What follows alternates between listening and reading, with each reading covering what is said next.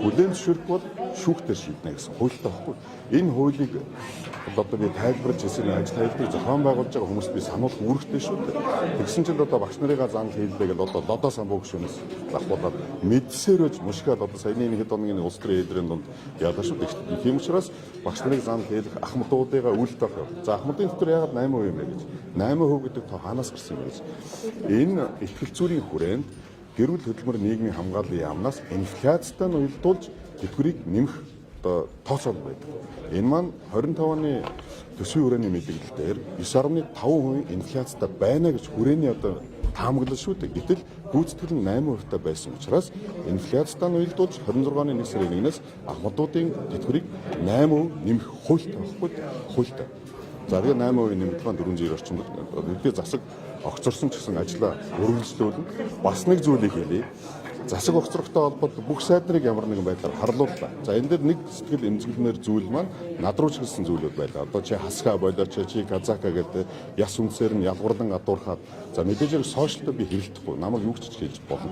Гэхдээ мөрөөрөө байгаа ард түмнийг битгий ингэж доромжлооч. Адилхан бахтуу хамтдаа амьдарч байгаа. Яс үнсээр нь ялгуурлаад өчтөр орой над руу сохтуу мөндөө хүмүүс залгалаа. Чи хуралдаа суугаач, эрцээ бүрдүүлээч, чи казак юм байлээ шүү дээ. Би казак тэгээ яах юм? За тийм учраас баярлалаа.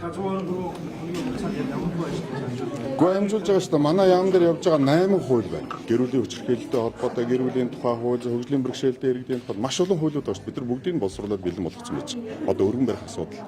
За энэний өмнө нийгэм даатгалын багц зүйлийг бид нар засгийн газар дээр орж хэлэлцүүлсэн дэмжлэг аваагүй. За энэ дээр зарим зүйлүүдийг бас хэлэх хэд энэ улс төрийн популт маань эргээд улсаа дампууруулна. Зарим гишүүдийн санаачилсан хуулийн дээр ажил олгогчийн нийгэм даатгалын шимтгэлийг бууруулъя гэдэг зүйл явж байгаа. Энэ бол том компаниудын лобби. Ажил олгогчийн төлсөн нийгэм даатгалын шимтгэл маань эргээд та бүхнийг тэтгэврт гаргахад тооцоо хийдэг орлогын бүрэлдэхүүн хэсэг гэж явдаг шүү. Хэрвээ ажил олгогчийн энэ шиг бууруулахад 60 орчим аж ахуйн нэгж байна. 60 орчим мянган аж ахуйн нэгж. Тэд нар сайхан байж магадгүй. Гэтэл та бүхний яг тэтгэврт гаргахад орлогын бүрэлдэхүүн хэсэг учраас та бүхний тэтгэвэр багаар тооцогддог. Гэх зэрэг маш олон нюансууд байдаг. Хуулийн дээр бид нар маш нэхур хандах ёстой. 100 хоног орчим ажиллаа за өөр гүйцэтгэх хэдийн хугацаа гүйцэтгэх мэдэхгүй байна. Гэхдээ эхлүүлсэн ажлуудаа тодорхой хэмжээнд үргэлжлүүлээд явна. Дараа нь би сайд биш болсон ч гэсэн энэ салбарын асуудал ханднаа. Дараагийн кабинет сайжлах юм байна. Гүү одоо юу баярлалаа. Залуучууд чанар гэдэг асуудал ярьдаг шүү. Энэ дээр одоо таны гэр бүл хөтөлбөр нийгмийн хамгааллын сайдыг хийчих маш олон залуучууд байгаа.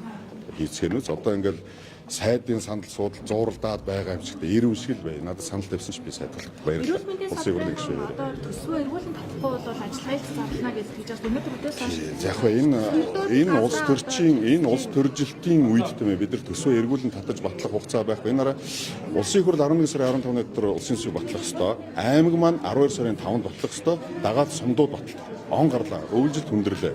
Хурдхан төсвөө бид нар батлах ёстой. За мэдээж хэрэг одоо энэ улсын хурлын гишүүд маань төсвийг бүгдийг задлж үзэж байгаа учраас за болох зүйлийг оруулаад болохгүй зүйлийг хасаад явах бүрээр улсын хурл байгаа шүү дээ. Байнгын орон дээр байж улсын хурлын чуулган дээр гэж чинь. За баярлалаа. Хасахгүй оруулаарай.